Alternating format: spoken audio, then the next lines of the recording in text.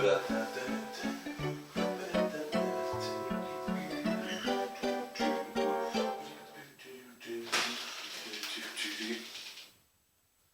Hey, how's it going? Oh, nipple slip, sorry. Hey, I'm Corey. This is Corey Stories. This is my new YouTube channel. We'll be talking about experiences, funny stuff, eating contests, puppet shows, all of it. So we're going to get started on our first Corey story right here. My personal favorite of the stories, and I thought it would be a good way to kick things off. I won't spend too much time here, but to let you know that you're probably wondering why you're seeing me in the shower. Well, I like to shower because baths haven't turned out that well for me. So stick around and you will see why I take showers instead of baths and how I managed to get a lot of dish detergent inside of my penis by accident.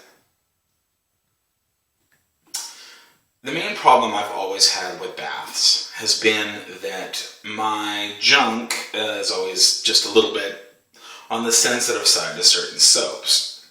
I mean, even today, so I'm sitting in the bath and I'm all mellow and I've got my boat and I've got my rubber ducky.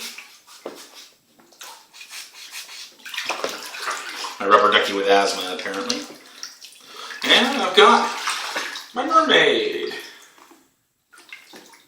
I know what you're thinking, don't judge. So, I also took precautions just for some of you who are a little squeamish about the idea of, being here with me naked. I thought it might be a good idea to have sort of a censored bar across, my junk area, just in case I shifted a certain way and it ended up in front of the camera, you wouldn't see it. Now, I did manage to find something to do that with, but I unfortunately didn't have anything around that said censored. So I did, however, have something that said welcome, but when I was 18, when I was a teenager, is when this story happened. So let's get right to it.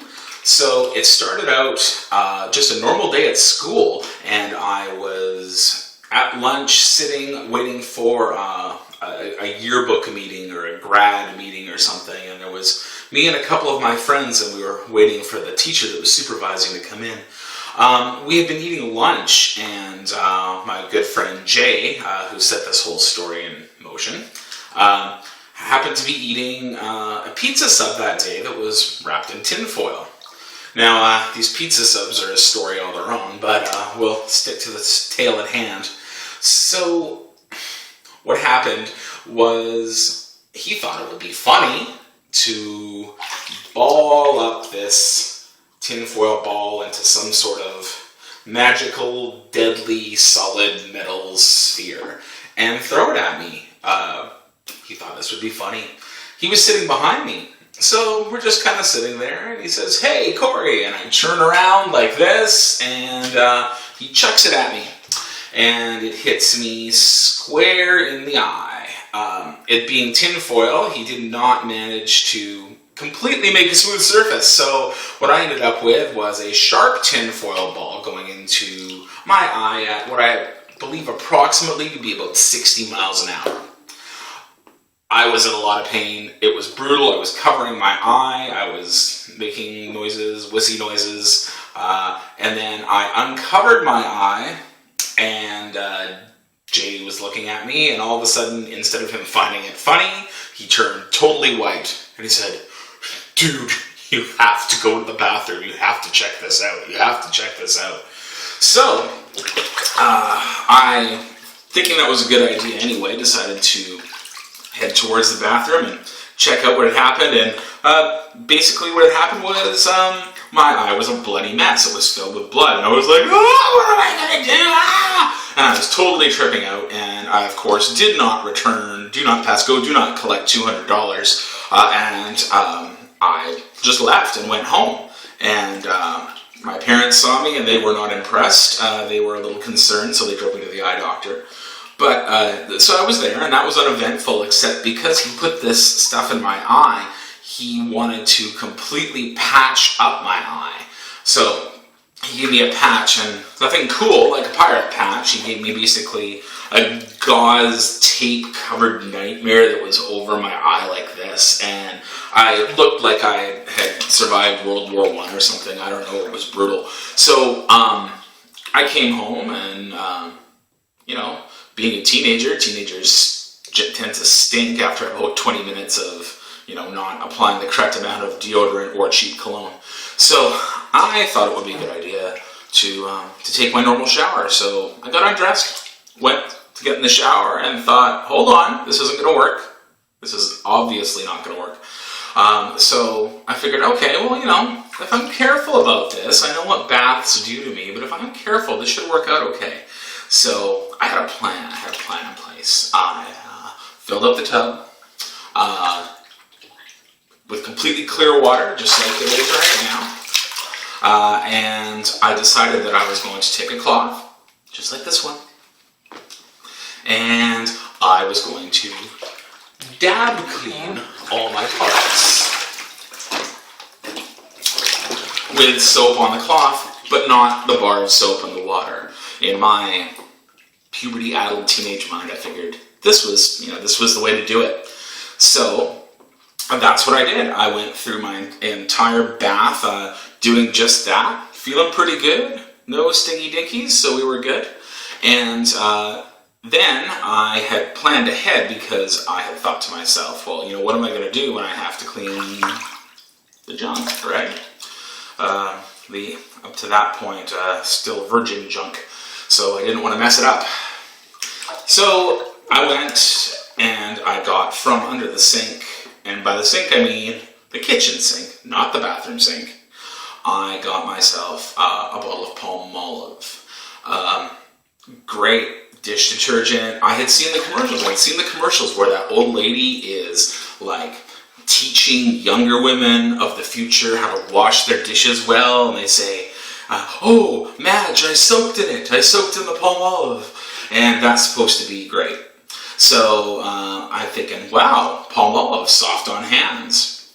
Probably couldn't hurt on my junk. So I grabbed this bottle and I went in. Okay, so I've got my cloth. I've got my Palmolive. Pretend this is my Palmolive. I dip it on. And I proceed, thinking it's a milder soap and thinking I have found my way to take baths again. I just lather that bugger up, just slick it up and scrub it down and whatever, and get it all clean as a whistle. And I'm thinking, okay, this is great, because I've always enjoyed the idea of a bath more than a shower, because you can just sort of chill in the bath, you can relax, whatever the spirit moves you to do. So I did that, and I got out of the shower, sort of like this. Oh, no, I'm just kidding. Don't worry, I won't put anyone through that. So I get out, and when I get out, I go to the bathroom. I decided I need to take a pee. So I start to take a pee, and I scream my freaking head off because it's like peeing razor blades. It's like with every like little tiny squirt of urine that's coming out. So I'm screaming.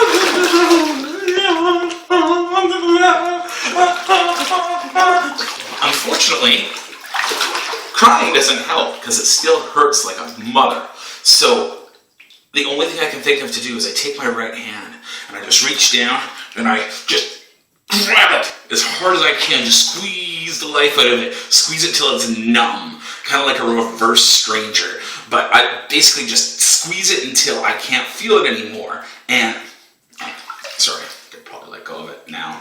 I've sort of shown you for effect and I don't want to be obscene. So, here's me, 17-year-old fat kid, 18-year-old fat kid, whatever I was at the time, puddled up on the floor in a puddle with my knees pulled up to my chest and my hand wrapped around my winky, squeezing as hard as I can. Like this thing, I'm surprised it didn't fall off. Like I was white knuckling this bugger. So I'm screaming now, and of course I've got the bathroom door locked, but I'm yelling for a parent, anyone to help me out. Now, obviously, my first choice is going to be somebody who's maybe had some experience with the equipment before. So I yell for my dad. My dad's not home, but my mom's like, "Oh, Corey, what's wrong? Can I help you?" And I weigh the options. In that short frame of time, I'm just like, I've got my pride and my dignity. I've got my genitals burning. I have my pride and dignity. I haven't had sex yet, and this may ruin my chances of that ever happening. And I'm like, Mom, come in, help me. So she comes in to the washroom, which is no easy feat because, of course, I've got the bathroom door locked. So she's like picked the lock to the bathroom door and slid it open, and then she sees her son at possibly his lowest moment ever. And she's like, "What's wrong?" And I'm like,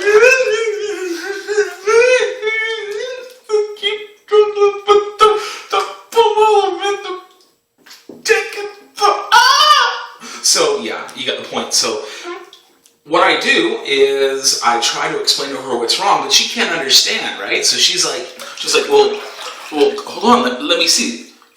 Let me just touch it for a second. And I'm like, no, don't touch it.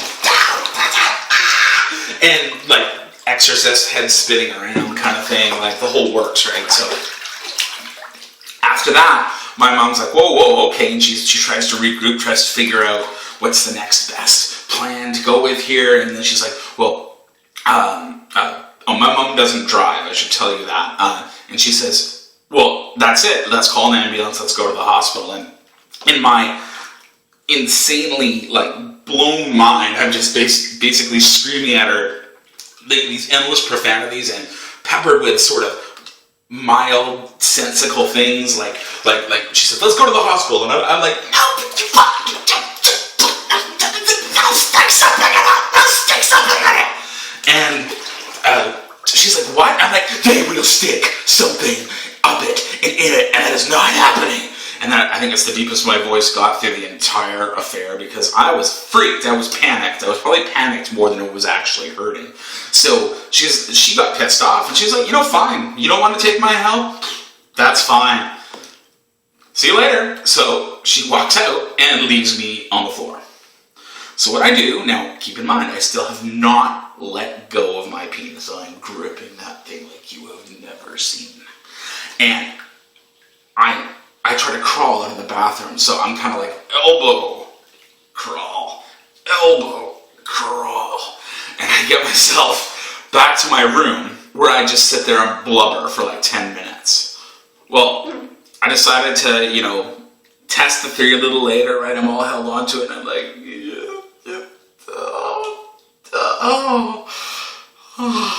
and it doesn't hurt too bad. So I decide to take a whiz, and my heart's just pounding, and I take the whiz, and I'm doing all right. That's fine. No problems. So that was the end of that. Now, in a moment of complete moronicness, after this happened, I had decided I should share it with someone. Naturally, I've done something like that. First thing to do is tell a good friend.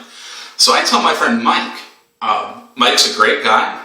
He's an awesome guy. He's a family guy in Alberta now, doing his thing. But he is a bit of a bastard to me about the whole thing, because what he did was he listened, he laughed, but he was sympathetic, and he's like, don't worry. I won't tell anyone. Don't worry. You're fine. So I went, great, no problem.